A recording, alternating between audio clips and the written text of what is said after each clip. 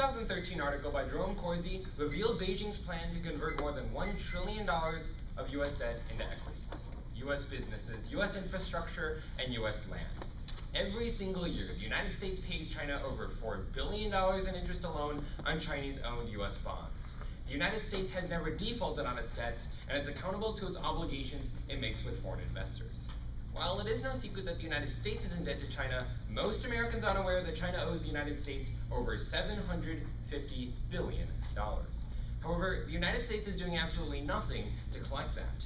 US law, international law, fiscal responsibility, and common sense should be the foundations of our foreign policy that demands that the United States federal government should substantially reform its policies towards the People's Republic of China. To provide clarity for the round, we provide the following definition. Bond. A bond is a debt investment in which the investor loans money to an entity, which borrows the funds for a defined period of time at a variable or fixed interest rate. Definition being established, let's examine fact 1. China owes the United States over $750 billion. China owes the United States over $750 billion.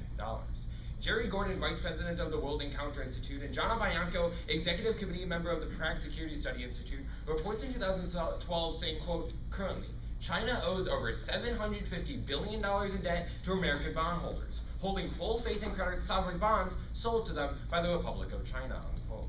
Now, to the average American, this sounds like a you-must-be-kidding story. But Peter Husey, senior defense consultant at the National Defense University Foundation, confirms writing saying, quote, many decades ago, China sold tens of thousands of these bonds on US soil to American citizens. Over the last 60 years, however, China has refused to pay these bondholders back either the principal or the interest on these bonds, unquote.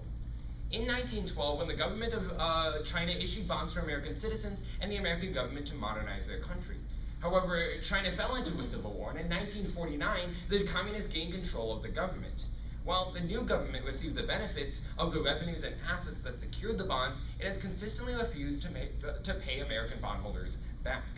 Now China is the world superpower, with the second largest economy in the world. But Peter Husey reports that, quote, the Chinese government sent the United States government a note to its embassy in Peking a few years ago, officially refusing to honor their sovereign debt, thus defaulting on its obligations, unquote. But you might ask, isn't this default inevitable, since the Chinese government that originally issued these bonds was overthrown? But that leads us to fact 2, successive governments must pay. Successive governments must pay. Attorney Ronnie Green, JD of the University of Virginia, explains that, quote, the established and recognized government of a nation is liable under international law for the full faith and credit obligations of the established and recognized predecessor government of the same nation. American bondholders are entitled under international law for the fair settlement from the Chinese government, unquote. Judges, it's an international obligation for successive governments to pay the debts of its predecessor. For example, Russia assumed the debt obligations of the Tsarist and Soviet Union, Germany the debt obligations of the Weimar Republic, and other Eastern countries the bonds of its prior communist governments. In fact, when the government of Saddam Hussein fell in Iraq, China insisted that any successor government must be held to pay back its debts under international law. In blatant hypocrisy, China fails to meet its own international obligation to American citizens. It's because of this my partner and I proposed the following plan. Mandate 1, negotiate debt settlement with China. Negotiate debt settlement with China. The United States government will hold settlement negotiations with China through the Corporation of Foreign Security Holders and Foreign Bondholders Protective Council. U.S. bondholders would bring in their bonds for examination and verification of their certificates and serial numbers. The Commission will get about settling the issue through payment plan, reissuing of bonds, restructuring, or even settling of the debt. If China refuses to negotiate a settlement, with the United States recognizing China's default and debt, China's credit rating will decrease. Agency and enforcement, the United States federal government, United States State Department, Securities and Exchange Commission, and any other necessary agency to pass and enforce our plan. Funding, the Corporation of Foreign Security Holders and Foreign Bondholders Protective Council will be adequately staffed and funded. Funding will be covered through supplemental appropriations. Timeline negotiations will be scheduled for within the next 6 months.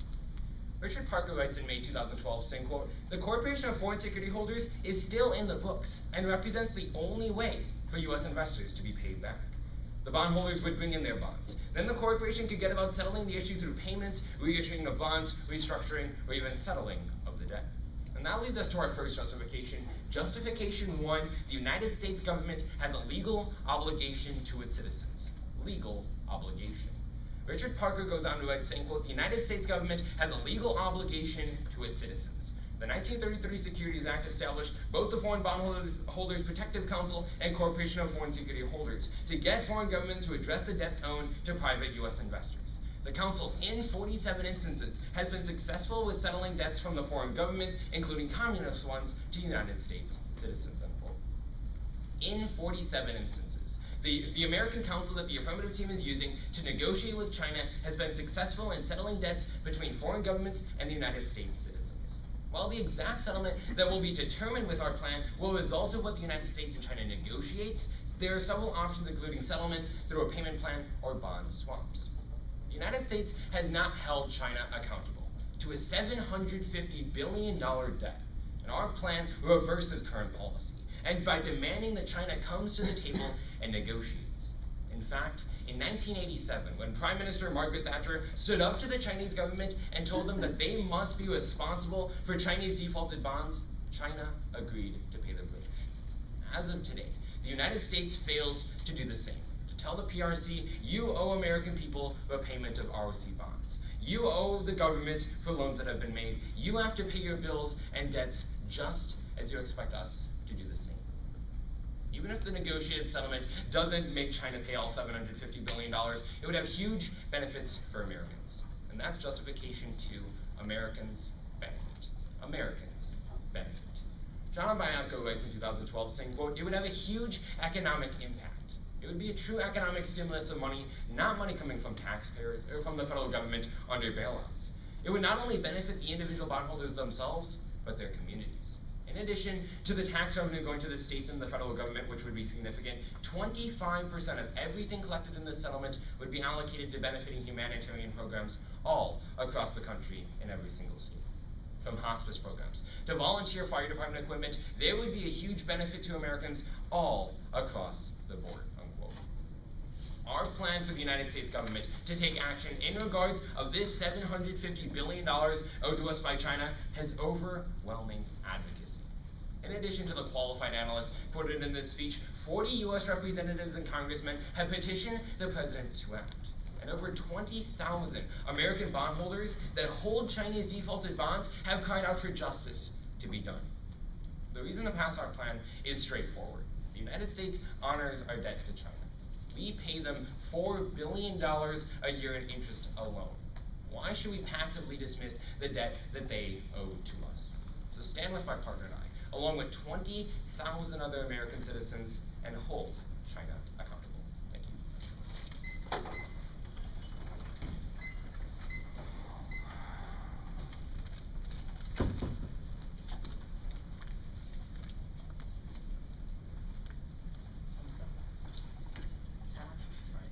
Hi John, I trust you're doing well. I'm First doing of very all, well, do you like considering the candy Swedish fish?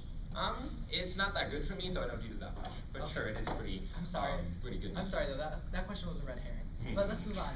We have a copy of your case. Of course. Okay. Now, you would agree that policy is based on based on facts and evidence rather than emotional appeal, correct? Sure. Okay. Now, the government of China, the specific name for them is the People's Republic of China, or PRC, correct? Yes. Okay.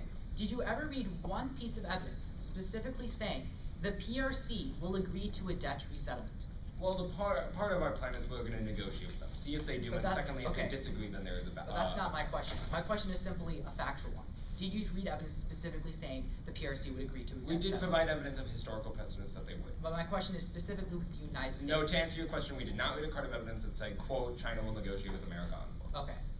Now, the PRC, you said the PRC is obligated to pay the debt to the United States under international law. Yes. Now, what international law is that? Sure, it's in the card itself, right under the quote it says, I'm pretty sure the credit and obligations under international law. And what international law is that? That is, it's called the credit and sovereign. I'd have to look back at the card of evidence, it's right in. You also stated that China paid back the British. Now, when did China start owing this debt to the British? It's the same exact bonds that were taken out with the United States. So before World 1912. War. Okay.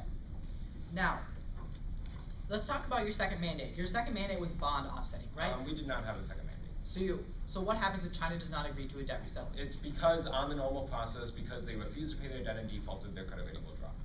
Did you read evidence specifically saying that? That's in our mandate. You So asked you're me what our mandating that mandate China's is. credit will drop? No, what we're doing is in the current system, when a country refuses to pay back their debt, or anyone China's already refuses to pay back their China's debt. already refusing to pay back Sure, debt but right America now, has right? yet not, America has not recognized that they haven't paid it back. To have a credit rating drop, America must first And demand how the does debt a back. lower credit rating help American bondholders? Sure, we can get back into that later of how the credit rating would affect them and how it would benefit. Okay, but do you know how the credit rating would help American bondholders? Basically, it's a deterrent to China. It's holding a leverage above their head, showing that they will. Oh, so you're assuming that China would agree, but supposing The China point does of our not plan agree. is to have China negotiate. Okay, with us but so we can supposing prove that China they does not agree and their credit drops, will that help American bondholders? We'll have to look back into that. I can't give you a direct statement right Okay. now without looking at this first. Now you said in your second justification you said Americans benefit, and you said, quote, it would have great economic benefits. Now, did that evidence ever say that it was a debt resettlement? Sure, the article itself is a letter from John Abayanko specifically talking about the $750 billion that China owes. Did the evidence ever mention the words debt resettlement? Could you, debt settlement? Yeah. The letter, the person who wrote it, they're the ones specifically advocating for our plan. And Right, and my question is, did you read evidence from anyone we could specifically we could advocating give for you debt the resettlement? entire letter in the article that the person wrote. Okay, thanks, I'm out of time.